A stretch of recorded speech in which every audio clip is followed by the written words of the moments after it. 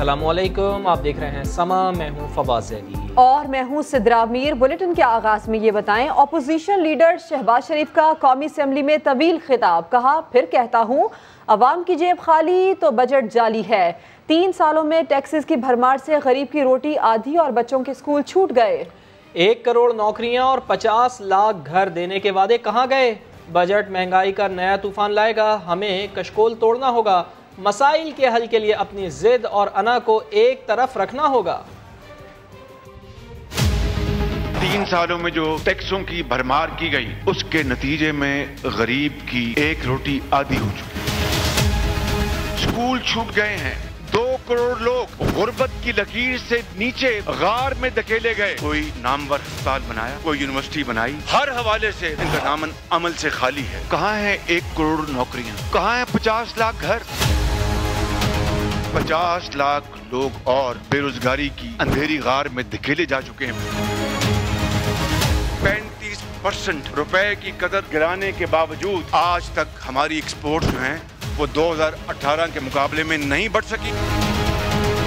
ये बजट एक दफा फिर महंगाई आसमानों तक पहुंचाएगा। क्या कोई कौम इस तरह जिंदा रह सकती है? जितनी बदएतमादी सूबों और वफाक के दरमियान आज पैदा हुई, इसकी मिसाल तारीख में नहीं मिलती। फीते काटते हैं, तख्तियां लगाते हैं किन मंसूबों के ऊपर जो कि नवाज शरीफ के दौर में बने और मुकम्मल हुए। इससे तो पुराना पाकिस्तान बेहतर था। चाहे कोरोना की बात हो, ये चीट खालिन का काम है कि आके हाउस को एतमाद में ले। पाकिस्तान के लिए मुझे किसी के पास भी जाना पड़े, मैं जाऊंगा, उसको घुटने को हाथ लगाऊंगा और पाकिस्तान के लिए काम करें।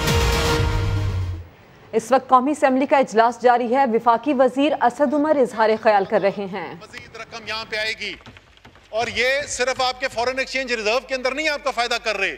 ये 1000 अरब रुपए किधर जाता है?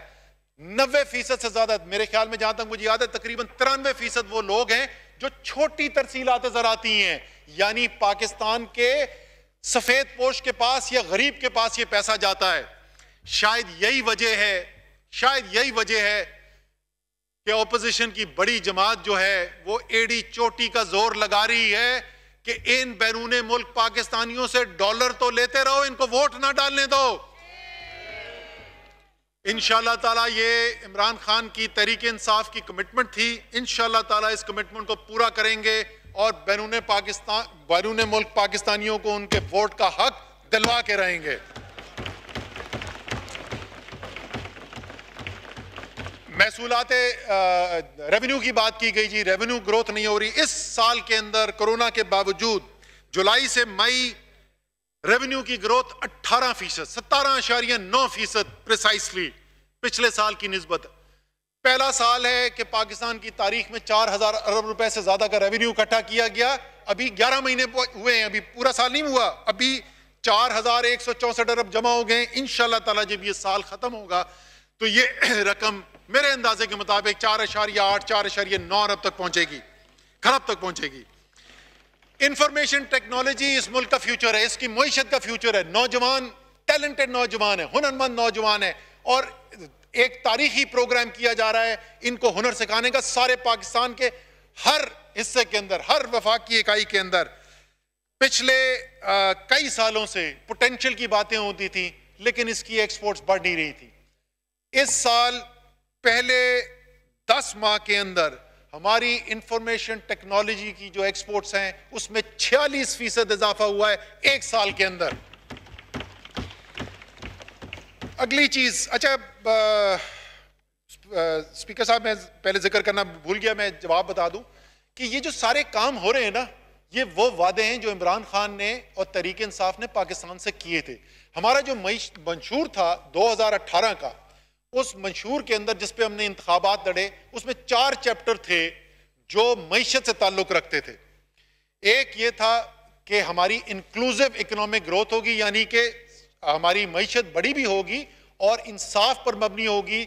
उसका फायदा चंद खानदानों को नहीं होगा, उसका फायदा जो है आम आदमी को होगा।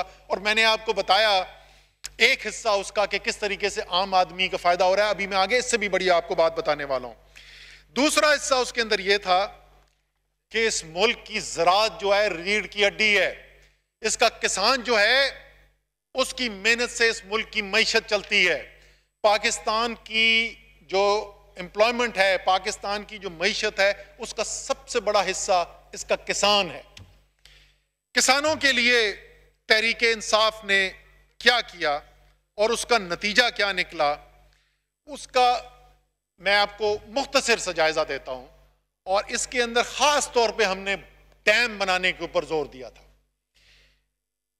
स्पीकर साहब, आपको खुशी होगी कि इस वक्त पाकिस्तान की तारीख में पहली दफा 3 बड़े बिजली के पानी के मंसूबों के ऊपर काम हो रहा है। मैं छोटों की भी जिक्र करता हूं, 3 बड़े पानी के मंसूबे, त्यामीर बादशाह, मोमंद, दासू, एक वक्त में तीनों के ऊपर काम हो रहा है।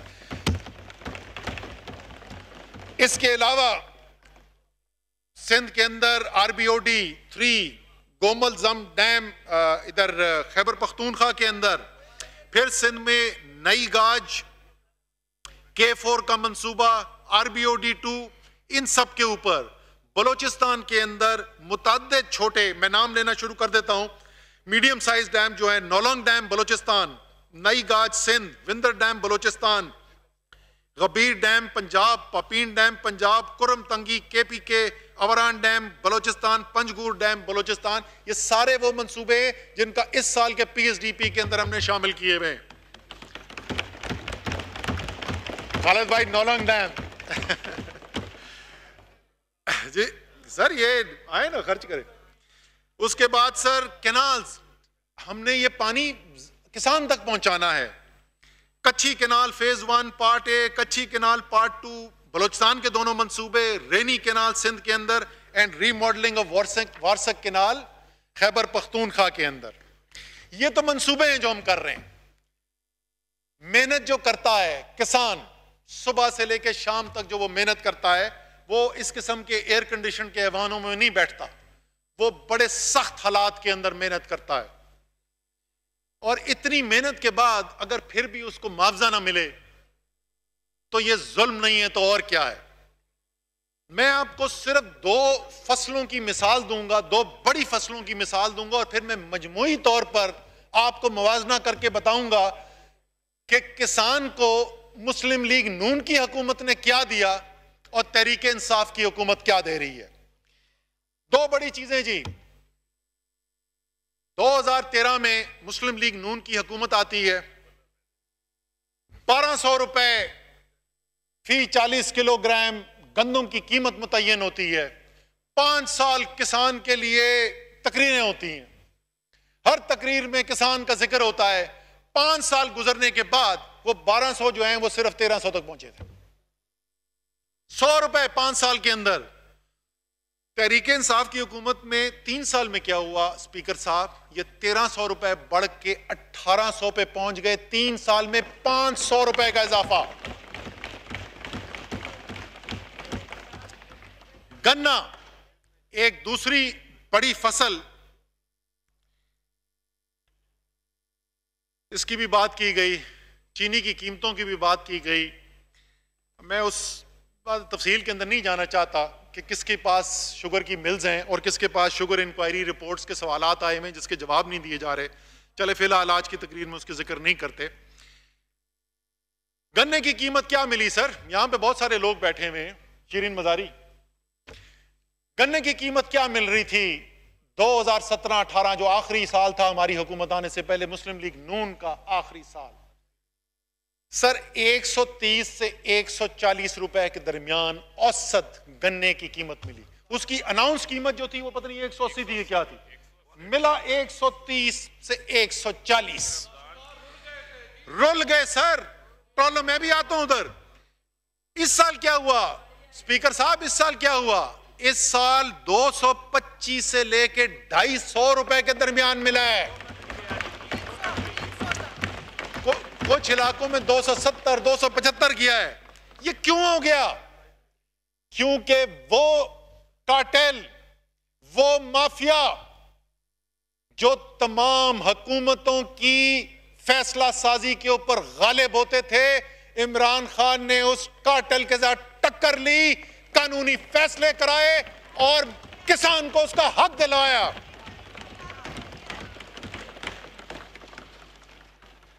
अल्लाह ताला ने भी फजल किया, बर वक्त फैसले भी हुए, किसान को ठीक कीमत भी मिली। नतीजा क्या निकला? और हमेशा से हम यही कहते हैं, किसान को उसकी मेहनत का जायज हक दो। जिस तेजी से किसान पाकिस्तान को पैसा लौटाएगा और कोई इलाका नहीं कर सकता। जनाब, अब ये आ गए मेरे पास शेख खुर्रम, अब मुझे याद दिलाएंगे कि फैसलाबाद में किस तरीके से जब नून की हुकूमत थी तो सरिये के भाव टेक्सटाइल की मिलें बिक रही थी, और आज किस तरीके से अरबों डॉलर की इन्वेस्टमेंट हो रही है उसी फैसलाबाद के अंदर टेक्सटाइल के लिए। लेकिन एग्रीकल्चर पे वापस जाते हैं जी। 5 हमारी बड़ी फसलें कपास की, सिंध के अंदर खास तौर पे पिछले साल खड़ी फसल के ऊपर बारिश हुई, उसमें कोई सिंध की हुकूमत का कसूर नहीं था, नुकसान हुआ बहुत ज्यादा। बाकी 4 फसलों के अंदर हुआ क्या? ये किसी तारीख में पाकिस्तान की, आपको बहुत दूर जाना पड़ेगा ढूंढने के लिए। गंदम की पाकिस्तान की तारीख की सबसे बड़ी फसल, चावल की पाकिस्तान की सबसे बड़ी फसल तारीख की, मकई की पाकिस्तान की सबसे बड़ी फसल तारीख की, और गन्ने की पाकिस्तान की दूसरी सबसे बड़ी फसल। 4 बड़ी फसलें, 7 कीमत मिल रही थी। नतीजा क्या निकला? ये जरा गौर से सुने स्पीकर साहब, और ये जो सब किसान की बातें करते हैं, ये क्या दे के गए किसान को और इमरान खान क्या कर रहा है किसान के लिए, ये गौर से सुने। क्योंकि इन ऐवानों के अंदर और शहरों के अंदर टीवी के एंकर जो हैं, सियासतदान मेरे जैसे जो हैं, वो किसान के साथ कम उनका टाइम गुजरता है। टीवी के एंकर भी जो हैं वो भी शहरों वाले होते, अखबारों में लिखने वाले भी शहरों वाले होते, किसान की बात कोई नहीं करता। मुस्लिम लीग नून की हुकूमत जब आई तो हमारी फसलों का जो टोटल जीएनपी था, यानी उसके अंदर जो वैल्यू ऐड की गई, जो किसान को मिला, उसके अंदर 5 साल के अंदर स्पीकर साहब 350 अरब रुपए का इजाफा हुआ। 350 अरब रुपए का 5 साल में 70 अरब सालाना उसमें बेहतरी आई। हम जो है ना वो जाली आदादो शुमार वाले काम करते नहीं हैं, तो जो आपने अच्छा काम किया, हम आपको आदादो शुमार के साथ, शायद आपको भी हुकूमत ने आपको इनाम बताया, क्योंकि किसान की बात कम करती थी इनकी हुकूमत। ज्यादा इंडस्ट्रियलिस्ट थे, जो सारी लीडरशिप के अंदर भी इंडस्ट्रियलिस्ट है, तो वो किसान की बात कम करते थे। तो 5 साल के अंदर 70 अरब रुपए सालाना के लिहाज से 350 अरब रुपए का इजाफा हो गया। 3 साल में तहरीक इंसाफ के क्या हुआ सर? जनाब, इस 3 साल के अंदर ये जो चीजें मैंने पहले बताई, बेहतर कीमत मिल रही थी और रिकॉर्ड फसलें हो रही थी, रिकॉर्ड पैदावार हो रही थी। इन दोनों को जब मिला के देखा गया तो 1700 अरब रुपए का इजाफा हुआ है। 1700 अरब रुपए। वहां किसान की बेहतरी, सालाना बेहतरी किसान की 70 अरब रुपए, यहां सालाना बेहतरी किसान की 570 अरब रुपए। सर, बातें नहीं करते, कारकर्दगी करके दिखाते हैं। बड़ी हमने इनकी सुनी बातें, बड़ी जुगतों में इनका मुकाबला वैसे बड़ा मुश्किल है। फवाद चौधरी का वैसे ये नहीं कर सकते मुकाबला, लेकिन बाकी जुगतें अच्छी हैं, लेकिन हम कारकर्दगी करके दिखाते हैं सर। फिर सर, एक जो वादा हमारा था, जैसे मैंने कहा 4 चैप्टर थे जी, तीसरा उसके अंदर जो था, स्पीकर साहब आपके पेशेंस का शुक्रिया, लेकिन मेरी पार्टी की तरफ से मुझे हिदायत थी कि जवाब तफसीली देना है और हकायक पर मबनी देना है, तो मैं थोड़ा सा टाइम ले रहा हूं। लेकिन कोई अगर खौफजदा हो गया मेरी ये बात सुन के, मैं लीडर ऑफ अपोजिशन के करीब भी टाइम नहीं लूंगा, तो ज्यादा परेशान नहीं होना। अच्छा जी, अब आ जाए जनाब, जो इमरान खान का ख्वाब है, जो उनका रियासत मदीना क्या चीज है जी? रियासत मदीना को अगर हम करें कि हमारी जिंदगी के अंदर क्या चीज हमें होती हुई नजर आए। अल्लाह पे ईमान तो जाहिर है, उसका बुनियादी मुसलमान आप हो नहीं सकते। नबी मोहम्मद सल्लल्लाहु अलैहि वसल्लम के आखिरी नबी होने पे ईमान न रखते हो तो आप मुसलमान ही नहीं हो सकते। ये तो मुसलमान हो गए, लेकिन हमें रियासत के अंदर क्या नजर आए जिससे हम कहें कि हाँ, ये वाकई वो काम हो रहा है जो हम रियासत मदीना से सीख कर रहे हैं, उस दर्स पर अमल कर रहे हैं। 2 मेरे ख्याल में बुनियादी सतून है उसके, और वो भी जुड़े हुए हैं एक दूसरे से। एक तो इंसाफ होता हुआ नजर आए, ताकतवर और कमजोर के लिए एक कानून नजर आए। ताकतवर जो है उसके ऊपर जिस वक्त कानून की गिरफ्त आए तो वो जमहूरियत पर हमले के पीछे छुपे ना, फिर वो वैसे ही मर्दाना वार उसका जवाब दे जिस तरीके से गरीब आदमी को देना पड़ता है। दूसरा ये कि रियासत के अंदर जो कमजोर तबका है उसकी हिफाजत की जाए। रियासत, मैं पीपल्स पार्टी के लीडर हैं, लेकिन बड़ी खूबसूरत उन्होंने एक नज़म लिखी थी, उसका अगर मैं एतजाज़ एहसन साहब मेरे बड़े भाई के बड़े दोस्त भी थे जी, तो मैं अगर उनका बोरो कर सकूं, रियासत होगी माँ के जैसी, एक मिसरा उन्होंने कहा, रियासत होगी माँ के जैसी। रियासत का वाकई काम है माँ के जैसा होना। क्या किया तहरीक इंसाफ की हुकूमत ने जी? इमरान खान ने क्या किया? वो जो यकीन है, जो अंदर की आवाज है इमरान खान की, जो उसको सियासत में लेकर आई, जिसके लिए वो सियासत करता है, वो तो वज़ीर आज़म बनने के लिए नहीं सियासत करता, वो तो सियासत करता है ये करने के लिए, लोगों की, अल्लाह ताला की मखलूक की खिदमत करने के लिए। क्या किया गया? मैंने पहले आपको जिक्र किया था 200 अरब रुपए का इमरजेंसी प्रोग्राम जो 1.5 करोड़ खानदानों को यानी 9 करोड़ पाकिस्तानियों तक पहुंचाया गया। अगले साल जनाब जो एहसास का हमारा प्रोग्राम है उसकी मजमूई तौर पर जो वजीर खजाना ने अभी अनाउंस किया, उसकी एलोकेशन जो है वो 260 अरब रुपए है। ये 2 गुना से भी ज्यादा इजाफा है, 2 गुना से भी ज्यादा इजाफा है जो हमें मिला था विरसे के अंदर सोशल प्रोटेक्शन का। इसके अलावा अभी वो बातचीत चल रही है, फैसल सुल्तान ने सूबों के साथ मुशावरत करके एक जबरदस्त प्रोग्राम बनाया है जी, मां का और बच्चे की सेहत के लिए खुसूसी प्रोग्राम। अगर आपको याद हो तो वजीर आजम ने उसकी पहली अपनी जो उनकी स्पीच थी एज प्राइम मिनिस्टर, उसके अंदर एक वो एक्सरे भी दिखाया था और उन्होंने बताया था कि स्टंटिंग का क्या नुकसान होता है, और बाकी तो जो चीजें हैं उससे अगले साल का, अगले 2 साल का, अगले 5 साल का नुकसान होता है, ये अगली नस्ल का नुकसान है।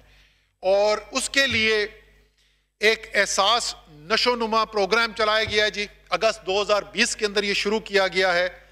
और इसके अंदर जो सबसे गरीब तरीन जो इलाके हैं पाकिस्तान के, वहां से शुरू किया गया, ये पूरे पाकिस्तान के अंदर जाएगा। मैं पूरी उसकी रकम का इसलिए ऐलान नहीं करना चाहता कि वो एक दफा नेगोशिएशन पूरी हो जाए, वो बताएंगे। इंशाल्लाह ताला पाकिस्तान की तारीख का सबसे बड़ा प्रोग्राम माओं के लिए और छोटे बच्चों के लिए लाया जा रहा है, ताकि एक गरीब बच्चे को भी वही इब्तदा जिंदगी मिले जो आपके और मेरे बच्चे को मिलती है। अभी का निजाम नहीं कि आज 46% बच्चे स्टंटेड हैं तो आधा पाकिस्तान तो आपने फारिग कर दिया, वो आपके और मेरे बच्चे से मुकाबला ही नहीं कर सकते। सेहत सहूलत प्रोग्राम, स्पीकर साहब, एक इनकलाब है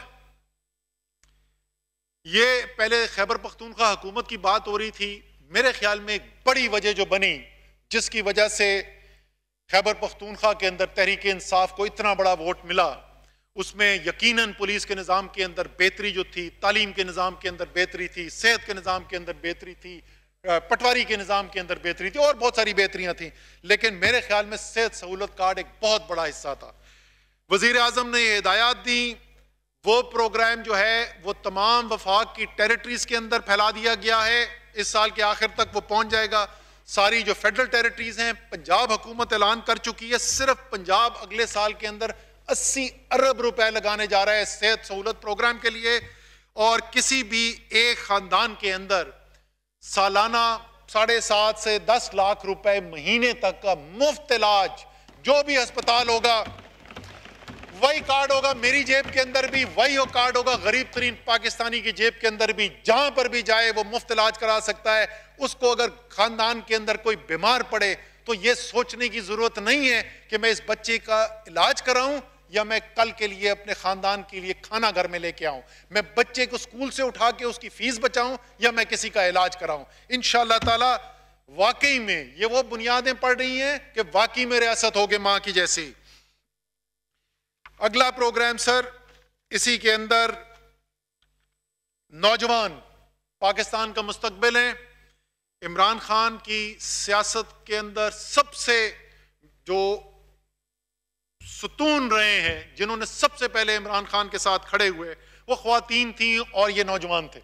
इसलिए इनके लिए खसूसी प्रोग्राम कामयाब जवान प्रोग्राम जो शुरू किया गया है, उसके तहत 10 अरब रुपए के कर्जे कम सूद वाले कर्जे दिए गए हैं ताकि ये अपने पैरों के ऊपर खड़े हो सकें। मैं आपको बताऊंगा वजीर खजाना ने जो ऐलान किया ये इस प्रोग्राम को इससे बहुत आगे ले जाने वाले हैं। इसी तरीके से जो आपकी हुनर है, इनके हाथ में नौजवान जो है पाकिस्तानी बेताशा मेहनत करने वाले नौजवान है जी, इनको आप हुनर दे दें जो दुनिया में किसी से भी मुकाबला कर सकते हैं। तो बुनियादी हुनर से लेके आर्टिफिशियल इंटेलिजेंस की ट्रेनिंग तक पाकिस्तान का सबसे बड़ा जो है वो training program skills for all के नाम से शुरू हुआ है। लाखों बच्चे उससे फैज़याब हो रहे हैं। इंशाअल्लाह ताला इसका भी साइज आगे बढ़ाया जाएगा और उसका मैं आखिर में जिक्र करूंगा जो आगे किया गया है। 75 high tech skill development centres बन रहे हैं, 120 कामयाब जवान के मराकज बनाए जा रहे हैं, एक नेशनल एम्प्लॉयमेंट एक्सचेंज बनाया जा रहा है ताकि ट्रांसपेरेंसी के साथ मेरिट की बुनियाद के ऊपर नौकरियां दी जा सके। खुसूसी तौर पे जो सरकारी नौकरियां हैं उसको ट्रांसपेरेंट किया जा सके निज़ाम को। इंटरनेशनल जो इदारे हैं उनके एक्रेडिटेशन के साथ मिलकर काम किया जा रहा है ताकि पाकिस्तान का नौजवान जो इधर से हुनर लेके जाए उस हुनर की सर्टिफिकेशन उसके बाद एक बैनुल-अक़वामी इदारे से हो। तो अभी जो सूरत हाल होती है, मेहनत तो सबसे ज़्यादा वो करता है, लेकिन जब वो जाता है मशरिक़ वस्ता में तो उसको वो पैसा नहीं मिलता जो दूसरे मुल्क से आए हुए को मिलता है। उसके लिए बहुत ज़बरदस्त ये प्रोग्राम है। 40 इंस्टीट्यूट्स को पहले फेज के अंदर इंटरनेशनल एक्रेडिटेशन दिलाई जा रही है। तालीम जेवर है और जिस दीन के अंदर जिस अल्लाह ताला के पैगाम की इब्तिदा ही इकरा से हुई भी हो, मुसलमानों का तो खास जोर होना चाहिए तालीम के ऊपर।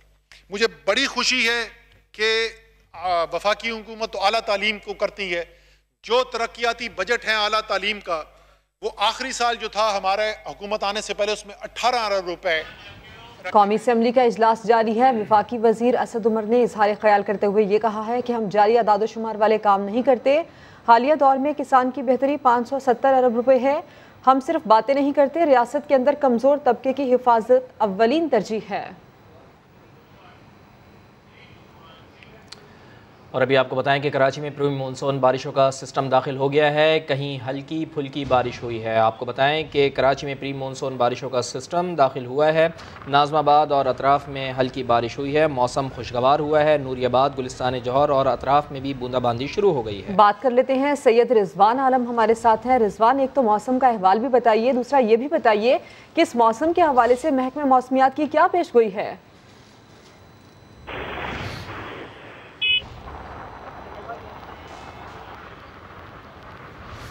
राबता करने की कोशिश करते हैं सैयद रिजवान आलम से। कराची में प्री मानसून बारिशों का सिस्टम दाखिल हो गया है।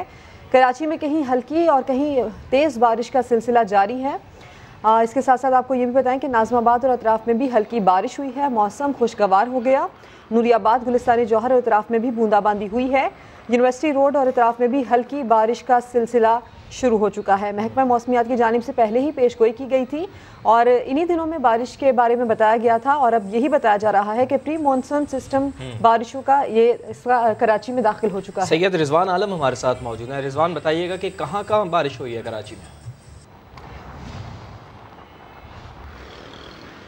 हाँ, जैसे देखें महकमे मौसमियात ने जिस तरह बताया कि कराची के शुमाल, मशरिकी और शुमाल में जो थंडर स्टॉर्म बन रहे हैं वो जो है बारिश का सबब बन सकते हैं। और अब ऐसा ही हम देख रहे हैं कि कराची के मुख्तलिफ इलाकों में जो है वो बूंदाबांदी शुरू हो गई है। नाज़माबाद और अतराफ़ के इलाकों में, यूनिवर्सिटी रोड पर, सुपर हाईवे के ऊपर और इसके अलावा क्या कहते हैं बहरिया टाउन में, गुलशन मेमार में, गुलिस्तान जौहर में जो है बूंदाबांदी और हल्की बारिश की इत्तलात आ रही है। और ये बताया भी गया था कि प्री मानसून बारिशों का आगाज़ जो है वो होने वाला है कराची में और आज से ये शुरू हो गई है। तो जो हफ्ज़दा माहौल था, शदीद गर्मी थी कराची में, अब उस शहरियों के लिए जो एक अच्छी खबर आई है कि अब मुख्तलिफ इलाकों में हल्की और तेज़ बारिश हो सकती है और ऐसा ही हो रहा है। हम देख रहे हैं कि मौसम भी खुशगवार हो गया है और काफ़ी इलाकों से जो है वो बूंदाबांदी की इत्तलात आ रही है। साथ में महकमा मौसमियात ने यह भी बताया था कि जो है वो गर्द-आलूद हवाएं भी चलेगी। तो बहरिया टाउन में और सुपर हाईवे पे और गुलशन मेमार में जो है वो तेज़ हवाएं भी चलने की इत्तलात है और गर्द-आलूद हवाएं भी चलने की इत्तलात है। इसी तरह कराची में भी जो है मुख्तलिफ शहरों में भी जो है गर्द-आलूद हवाएं। ठीक है, बहुत शुक्रिया आपका रिजवान।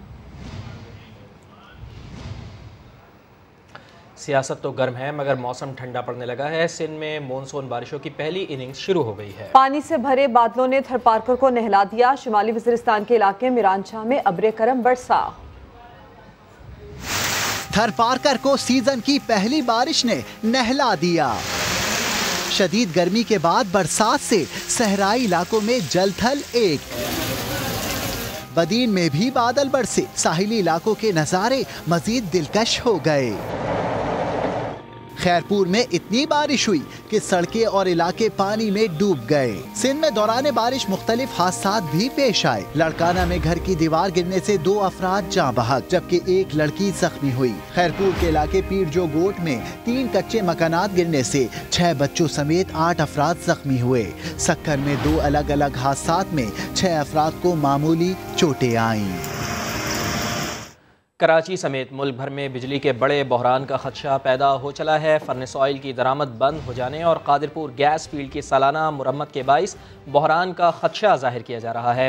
पेट्रोलियम डिवीज़न के हुकाम के मुताबिक कादिरपुर गैस फील्ड की मुरम्मत ज़रूरी है कि इलेक्ट्रिक को मकामी फर्नेस ऑयल की सप्लाई भी 50% कम कर दी गई है कि इलेक्ट्रिक को 3000 के बजाय 1500 मेट्रिक टन फर्नेस ऑयल की फराहमी की जा रही है।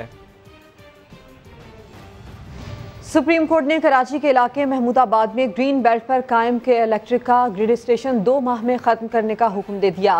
सुप्रीम कोर्ट कराची रजिस्ट्री में ग्रीन बेल्ट पर तामीरात के खिलाफ केस की समाअत हुई। चीफ जस्टिस ने रिमार्क्स दिए 2 माह के अंदर अंदर ग्रिड स्टेशन को ग्रीन बेल्ट से हटाया जाए।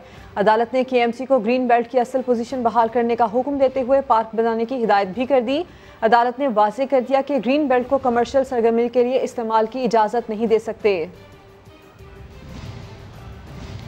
जमात इस्लामी के साबिक मेयर कराची नेमतुल्लाह खान ने गैर कानूनी तामीरात के खिलाफ आवाज़ उठाई। MQM के खिलाफ दरख्वास्त भी दी थी। वज़ीर तालीम सिंध सईद गनी कहते हैं कि नेमतुल्लाह खान ने निशानदेही की थी कि MQM शहर के पार्क्स और मैदानों पर कब्जा कर रही है।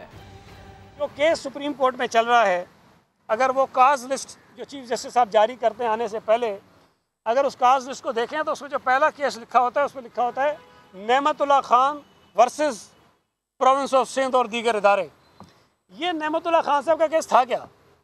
नेमतुल्लाह खान साहब का केस ये था MQM ने कराची में पार्क्स के ऊपर, ग्राउंड्स के ऊपर, सड़कों के ऊपर, नालों के ऊपर, एमिनिटी प्लॉट्स के ऊपर इंक्रोचमेंट करवाई है, प्लॉटिंग करवाई है और अपने लोगों को अलर्ट किया है। ये मेरा नहीं, जो केस सुप्रीम कोर्ट में चल रहा है असल केस वो ये था। जो प्रेयर थी नेमतुल्लाह खान साहब की वो ये थी कि जी इनसे ये खाली करवाया जाए। पवेलियन एंड पार्क हो, ये अपना क्लब हो या अलादीन में बनी हुई मार्केट हो सकता है, मैं यकीन से नहीं कहता, ये हो सकता है गलत हुए हो सारे काम, मुमकिन है, इसके पीछे कोई भी इन्वॉल्व हो। लेकिन पिछले 10, 15, 20 सालों में, 30 सालों में वहाँ मुख्तलिफ लोगों ने अपने कारोबार शुरू किए, वो इन्वेस्टमेंट की और वहाँ हज़ारों लोग अपना रोज़गार कमाते थे। तो अगर हमें उन चीज़ों को ख़त्म भी करना है तो उसके लिए थोड़ा सा वक्त हमें ज़रूर देना चाहिए ताकि वो रीसेटल हो जाए। एडमिनिस्ट्रेटर कराची लईक अहमद का खिलाफ कानून इकदाम सामने आ गया। लईक अहमद ने अलादीन पार्क की ज़मीन हासिल करने की बजाय 2 माह का किराया ले लिया। सिंध हाई कोर्ट ने एडमिनिस्ट्रेटर कराची को दोबारा नीलामी करने का हुक्म दिया था। बात करेंगे मोहम्मद अली हफीज से। अली, बताइए मामले की तफसील। जी बिल्कुल, अलादीन पार्क की 52 एकड़ आबादी जिस निजी कंपनी के पास थी उसका जो है लीज की मुद्दत जो है गुज़िश्ता साल खत्म हो गई थी। फिर उस कंपनी ने सिंध हाई कोर्ट से रजू किया था। सिंध हाई कोर्ट ने जो है मार्च में ये ऑर्डर जारी किया कि KMC फौरी तौर पर जो है अलादीन पार्क उसके तरफ जो है लैंड का कंट्रोल हासिल करे और दोबारा ऑक्शन करे, नया ऑक्शन करे। लेकिन जो है एडमिनिस्ट्रेटर लईक अहमद जो KMC सरबरा है, उनकी हिदायत पर KMC इंतजामिया ने बजाय नीलामी करने के खिलाफ कानून जो है इस कंपनी के पास अभी कंट्रोल है, उससे 2 माह का किराया जो है वसूल कर लेता। यही वजह है खिलाफ कानूनी इकदाम किया गया। अगर नया ऑप्शन हो जाता तो न सिर्फ KMC के रेवेन्यू में इजाफा होता, जो मामला थे वो भी दरपेश नहीं आते। अब देखना ये कि हुकूमत सिंध इस मामले पे क्या करती है। खिलाफ वर्जी जो है मुआहिदा मुकम्मल हो गया था, लीज की मुद्दत पूरी हो गई थी, उसके बावजूद जो है किराया वसूल किया गया। तफसील के लिए आपका शुक्रिया अली हफीज। सुप्रीम कोर्ट ने अलादीन पार्क की दुकानें और पवेलियन एंड क्लब मिसमार करने के लिए 1 हफ्ते की मोहलत दे दी है। पार्क की देखभाल कमिश्नर कराची के सुपुर्द कर दी गई है। गुज्जर नाला और औरंगी नाला मुतासरीन की बहाली से मुताल्लिक रिपोर्ट आइंदा सेशन में तलब की गई है। समग्र नुमाइंदे इरफानुल हक हमारे साथ मौजूद हैं। इरफान, तफसील से बताइए इससे मुताल्लिक। देखिए, अदालत में जो इब्तिदाई रिपोर्ट पेश की गई थी उसके मुताबिक इंतजामिया ने कार्रवाई तो शुरू कर दी है, मगर बताया गया कि 400 से ज़ायद दुकानें हैं और केएमसी के पास मशीनरी की कमी है, इसलिए इसमें वक्त लग सकता है कि कम से कम 10 से 15 दिन की मोहलत दी जाए। ताहम अदालत ने यह हुक्म दिया है कि 1 हफ्ते में ये कार्रवाई मुकम्मल की जाए। जितनी भी यहाँ पर दुकानें बनी हुई हैं अलादीन पार्क से मुत्तसिल, और इसके अलावा जो पवेलियन एंड क्लब में जो भी तामीरात हैं, तमाम तामीरात गिराकर इसका मलबा साफ करके 1 हफ्ते में रिपोर्ट पेश की जाए। और अदालत ने यह भी वाज़ेह हुक्म दिया है कि अब ये पार्क अलादीन पार्क किसी भी निजी कंपनी को ठेके पर नहीं दिया जाएगा, और जो ठेका देने का अमल अभी इस वक्त जारी था उसे भी रोकने का हुक्म दिया है। और ये कमिश्नर कराची को ये हिदायत की है कि वो इस पार्क का कब्जा लें और इस पार्क को वागुजार करवा के जो मलबा उठाने का काम मुकम्मल करके कमिश्नर कराची खुद इस पार्क को पब्लिक के लिए खोल दें। बहुत शुक्रिया आपका। सुप्रीम कोर्ट के हुक्म पर कराची में Aladdin shopping mall and pavilion and club गिराने का काम तीसरे रोज भी जारी है। केएमसी हुकाम का कहना है कि काम 3 शिफ्ट्स में मुकम्मल करेंगे। फेडरल बी एरिया ब्लॉक 15 में ST 14 के मुतासिरीन ने एहतजाज किया।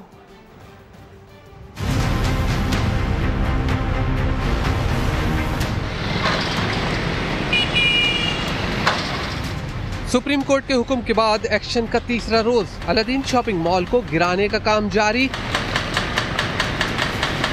केएमसी अफसर कहते हैं काम जल्द अज जल्द मुकम्मल करेंगे। पूरा ये 52 एकड़ जो है अलादीन पार्क जो है वो इसमें तजावुजात में भरा हुआ है। हमने सोचा है कि इसको नाइट का भी प्रोग्राम रखें यहाँ पर और डे का भी, यानी 24 आवर्स पे काम चलें। फेडरल बी एरिया ब्लॉक 15 में लियारी नदी की जमीन पर कायम मकानात के रिहायशियों ने राशिद बिनात रोड पर एहतजाज किया। मुजाहिरीन ने दावा किया कि उनके पास अपने मकानों की लीज मौजूद है।